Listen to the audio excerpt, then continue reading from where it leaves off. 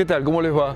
Llegamos al programa número 12 de Sabores de Argentina y pensamos que una buena forma de recuperar y compartir con ustedes este festejo de 3 meses en el aire sería compendiar en este programa de hoy las mejores notas o los mejores testimonios que hemos obtenido acá a lo largo de estos 3 meses. Vamos a recuperar la historia de Graciana Solari, la chef de Unión 777 y su paso por Dubái y por el mundo como cocinera. Vamos a recuperar algunos testimonios de Alberto Iannardi, el cigar sommelier mendocino que este año fue premiado en República Dominicana. Vamos a también recuperar algo de nuestra charla con Anthony Vázquez en La Mar, el chef que es la mano derecha de Gastón Acurio y responsable de los locales de Gastón Acurio aquí en la Argentina. Y vamos a charlar también, o vamos a recuperar un ratito de nuestra charla con Ana Florencia Dávila, la pastelera del Valle de Uco, que hoy despierta pasiones en los paladares polacos a través de su pastelería, a través de su chocolate y a través de sus trabajos. Bienvenidos entonces a este primer raconto de estos primeros 3 meses de Sabores de Argentina en el aire de Mendoza. Estudié abogacía, típico de cuando uno viene del pueblo, ¿no?, a estudiar a la ciudad. Tenía 17, 18. No me gustaba, entonces en el primer año y medio decidí hacerme un test vocacional. Siempre había hecho cosas dulces para los vecinos y esas cosas, y me dio algo manual, gastronómico, y me vine y me inscribí. En esa época mi abuela me podía pagar la carrera. Mi abuela en ese tiempo, me acuerdo, la carrera costaba su cuarta parte de su salario, de su jubilación. Yo no tengo, mi mamá falleció hace varios años y mi papá en ese tiempo no podía pagarme la carrera, entonces mi abuela me pagó la carrera. Y decidí estudiar gastronomía y llegué acá. En la época de la escuela había mucha más gente estudiando gastronomía. No conozco aún a un buen chef que reconozca y diga mi equipo, es muy complicado eso. Sí me ha pasado que he trabajado para otros y lo he logrado, sobre todo en Paraguay. Yo cuando estudié gastronomía nunca pensé en ser chef o la chef o el chef. Me gustaba como profesión. Es una profesión sacrificada, se requiere de mucha responsabilidad, de mucha inteligencia, de mucha perseverancia. Porque yo también empecé abajo, mi primer trabajo fue en Palmares haciendo sushi. Y ganaba, me acuerdo, 300 pesos por mes, allá no sé en qué año. Y fue como que de a poco, ¿no? Uno empieza de a poco y va viendo qué te va gustando, si te gusta lo salado, si te gusta lo dulce. Bueno, y cuando llegué a Estados Unidos, conocí a este chef francés, me gustó lo que hacía y quise hacer lo mismo. Estaba como más metida en la cocina hasta que me llama Iñaki, un buen chef que yo conozco, que es como una persona, un mentor para mí, que siempre estuvo ayudándome profesionalmente, y me lleva a trabajar al Intercontinental, a la pastelería. Ahí entro y ya como que me meto de lleno más. Después de lo que he hecho en Estados Unidos, un poco de práctica, vengo acá y me entro más en la pastelería. Del Intercontinental me voy a Malman, a Tunuyán. Estaban entrevistando gente en Tunuyán, yo necesitaba trabajar. Hacía tortas igual en mi casa, eventos chiquitos. Bueno, con mi novio también, que es gastronómico. Y en ese tiempo decido ir a Tunuyán a la apertura de Siete Fuegos, cambiar totalmente de lo que era una cocina de hotel. Allá es hotel, pero es más bistró y Malman tiene su cocina. Entonces tuve que aprender a manejar fuegos, a hacer postres diferentes, más simples. Y de ahí, después de Malman, a mi novio le sale un trabajo en Paraguay, que es su país, y nos vamos a Paraguay ambos a trabajar. Me llama un colega que necesita pastelero y yo le dije, bueno, pero somos 2. Y me dijo, bueno, vienen los 2. Yo creo que las cocinas profesionales, cuando uno entra en el ámbito de la cocina profesional, es más o menos igual en todo el mundo. Uno tiene esquemas y ciertas cosas que seguir, que son las mismas acá, que son las mismas en Europa. El idioma fue lo primero que pregunté, obviamente. Yo hablo inglés, pero dije, ¿qué hago? No hay problema, sé hablar inglés, sé hablar en castellano. Bueno, perfecto. Me animé, nos fuimos, vendimos absolutamente todo, hasta el auto que tenía acá en Argentina, y nos fuimos. Allá te vas adaptando. Cuando uno trabaja y trabaja profesionalmente, es bien aceptado en todos lados. Yo creo que nosotros queremos ir para allá y ellos quieren venir para acá. Yo creo que el gusto polaco es completamente diferente. Sí tenemos los mismos ingredientes por una cuestión de clima. Yo siempre digo, Polonia es parecida a Mendoza por las 4 estaciones que se marcan notoriamente, como es acá, que no pasa en todos lados. En Paraguay hacen 50 grados de calor todos los días. Entonces se obtienen casi los mismos productos de carozo, también la carne es excelente, pero ellos no comen tanta azúcar como se consume tanto en Argentina como en Paraguay. Sí comen dulce de leche, que tiene su nombre, es un poco diferente, pero ellos comen sin menos azúcar y más sano, es lo que yo he visto, la gente se cuida mucho.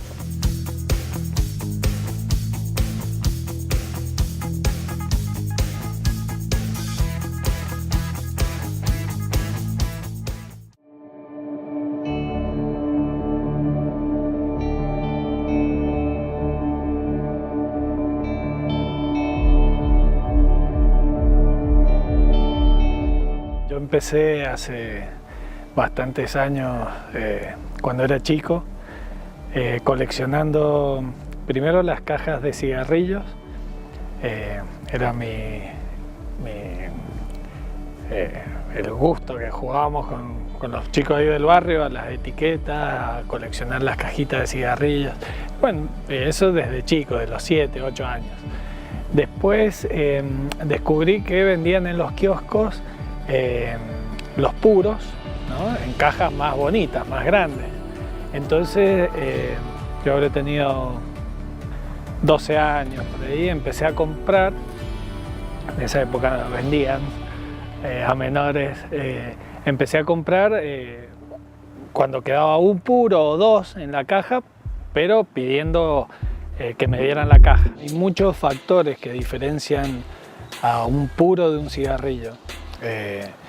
Primero que las variedades, aunque los dos son tabaco, en el proceso de elaboración ya se trabaja distinto que el tabaco de cigarrillo que el de puro. El tabaco de puro lo que tiene es que, además de ser secado, de ser curado, como se llama, sufre fermentación, ¿no? Que eso no lo tiene el tabaco de cigarrillo. Y es muy importante la fermentación en el proceso de elaboración de tabacos para puros, porque en la fermentación, además de adquirir los aromas y sabores propios del puro, en ese proceso se elimina la mayor cantidad de nicotina que contiene naturalmente la planta de tabaco. Entonces queda muy poco y se purifica, ¿no? Por eso tampoco los puros son adictivos, como es un cigarrillo, ¿no?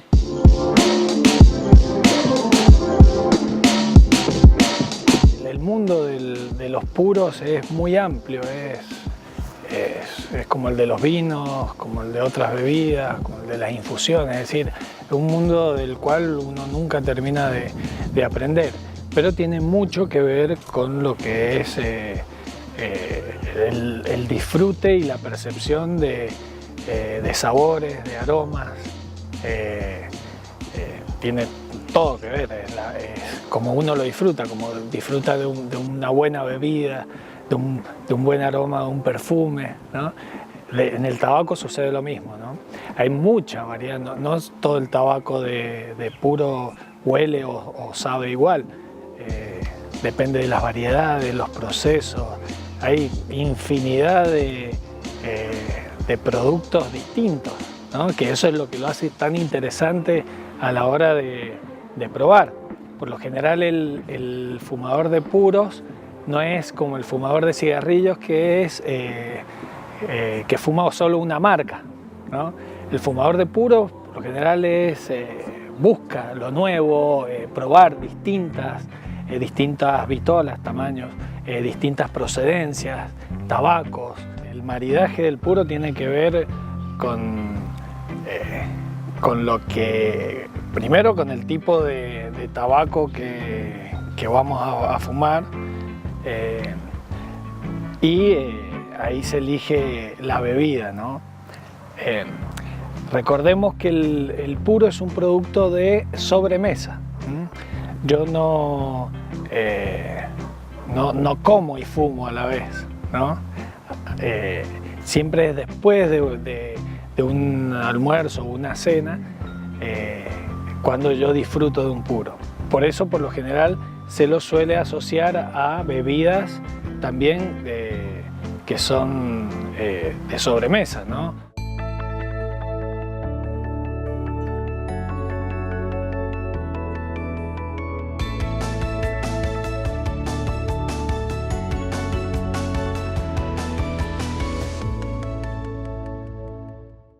Cuando yo termino de estudiar el colegio, yo quería estudiar pintura y lo único y lo más cercano para mí lo más accesible, digamos, era la cocina, y me metí a la cocina sin estar muy convencido, y después de un tiempo me gustó, comencé a hacer prácticas en muchos restaurantes y ahí comenzó todo, ¿no?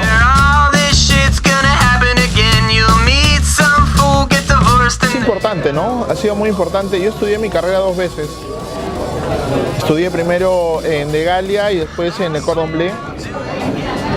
Y para mí es muy importante, ¿no? Al comienzo no lo entendía mucho porque lo que yo aprendí en el Perú, lo que había estudiado no lo aplicaba en los restaurantes, ¿no? Entonces, de alguna forma eso era medio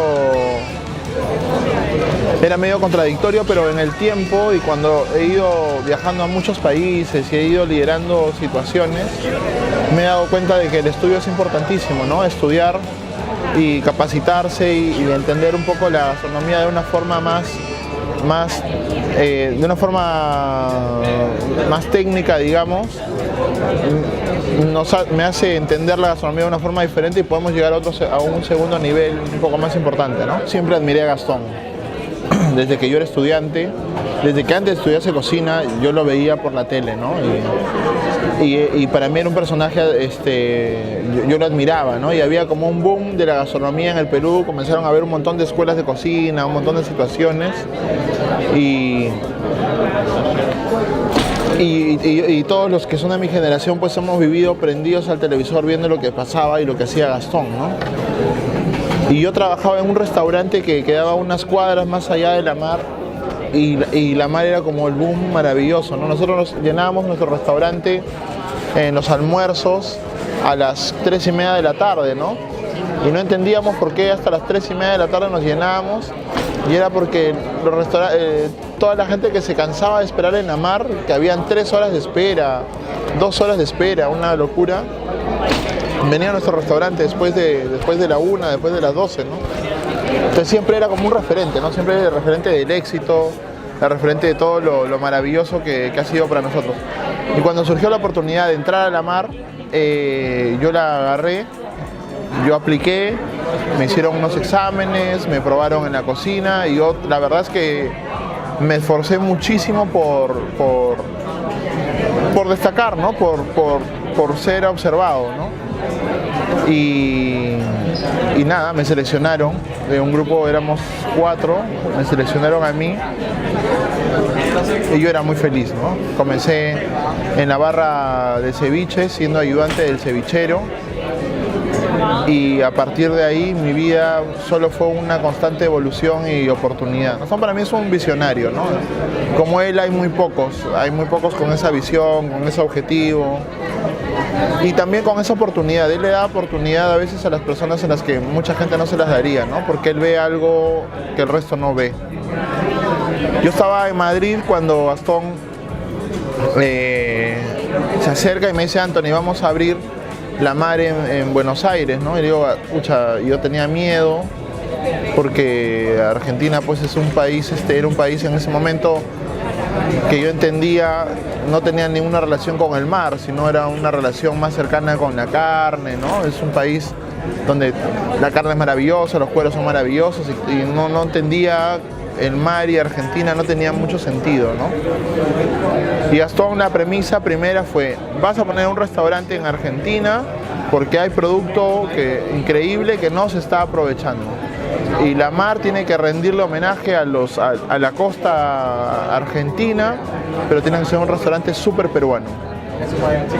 Y eso fue lo que hicimos, ¿no? O sea, llegué y lo primero que hice fue ir a los mercados locales, al mercado central, a varios sitios y ver qué productos hay, qué había, ¿no? Qué estaba disponible.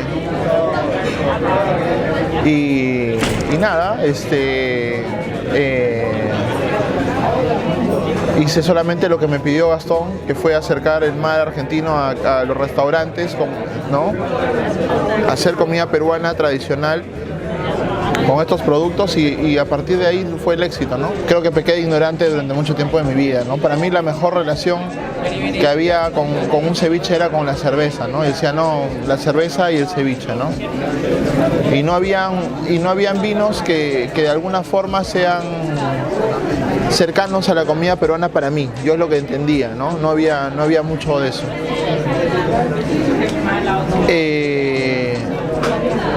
Porque me había pasado de que yo había llegado a Buenos Aires y de pronto la gente, algunos conocedores de vinos, cuando maridaban algún ceviche decían, no, pero que el ceviche, primero que no pique tanto, me decían, primero que no sea tan picante, que no tenga nada frito y que no sea, y que no tenga mucho cilantro. Entonces, cuando me decían eso, yo al comienzo decía, pucha, yo no le puedo decir al vino que deje de ser vino. No le pidas a un ceviche que deje de ser ceviche, ¿no? El ceviche naturalmente pues tiene que ver con el picante, tiene que ver con la acidez, tiene que ver con el contraste. Hay ceviches que vienen con mariscos fritos. Entonces, al tener todo eso, pues es complejo, ¿no? Y yo creo que un buen maridaje no tiene que pelearse con eso, tiene que ser cercano a eso, ¿no? Y yo creo que cuando comimos ceviche alguna vez en la casa de Sebastián, él lo entendió muy bien, ¿no? Él dijo, no, sí, lo que hay que pensar es que un vino tiene que maridar con esta comida. No tiene que desnaturalizarse ni el vino, ni tiene que desnaturalizarse el ceviche, ¿no? Y así fue que salió, ¿no? Sebastián obviamente es un gran enólogo, pero también es una persona que siempre busca cosas ricas para comer, ¿no? Y el ceviche, cuando se lo hago como se come en el Perú. Entonces al probar todo eso, él entendía la estructura que tiene que tener un vino, la mezcla, lo que tiene que suceder. Y cuando él me iba hablando, yo también me iba emocionando porque él te decía, no, en la parte del Valle de Uco hay una parte calcárea y te hacía chupar las piedras y decía, bueno, esto en algún momento de la vida fue parte de un océano, ¿no? Y acá se quedaron algunos restos óseos y bla, bla, bla, y todo esto. Y entonces me iba dando cuenta que Mendoza de alguna forma tenía alguna relación con el mar, con la costa. En algún momento fue costa Mendoza, en algún momento seguramente hace millones de años atrás, pero en algún momento fue costa, ¿no? Y en esa tierra, eso que fue en algún momento mar y ahora que se convirtió en tierra y tierra fértil, maravillosa, hoy se hacen vinos. Entonces ya hay un hilo conductor, pues, ¿no? El mar, el vino, Mendoza, Perú. Y todo eso se mezcló y así es que fue definiéndose que fuimos entendiendo el vino de una forma diferente y fue la comida peruana también matrimoniándose con el vino, ¿no? Madrid, Barcelona.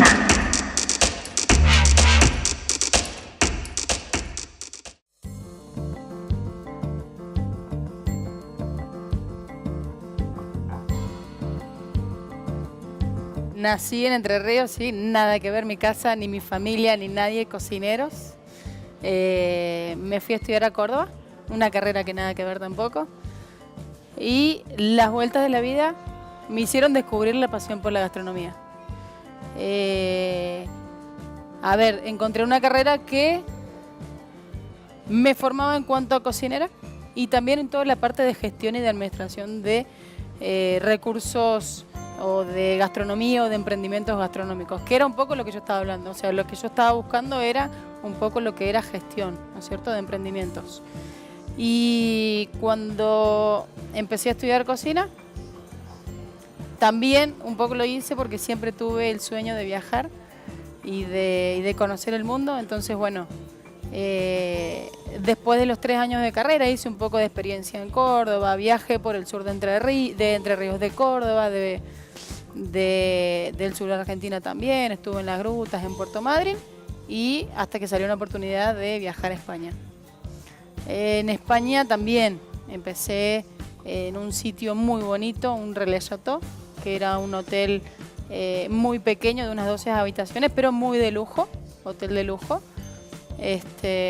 Hice una cortita experiencia ahí, fueron 5 o 6 meses, y tuve la suerte de ahí viajar a Dubái. ¿Sí? Un sueño que en ese momento todavía no había alcanzado a soñar.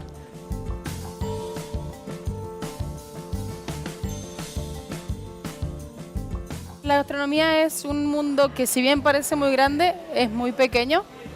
Tuve la suerte de estudiar en una escuela donde había mucha gente que había estudiado, se había recibido y había viajado. Entonces esa misma gente que estaba afuera era de pronto la gente que volvía y buscaba recursos dentro de la escuela, o gente que también estuviera en el mundo. Entonces, bueno, de la mano de un profesor o ex alumno, fui a parar a Dubái, donde estaba buscando gente. Bueno, a nosotros se nos acababa un poco la temporada en España y ya estábamos buscando otro sitio, y bueno, casualmente salió lo de Dubái.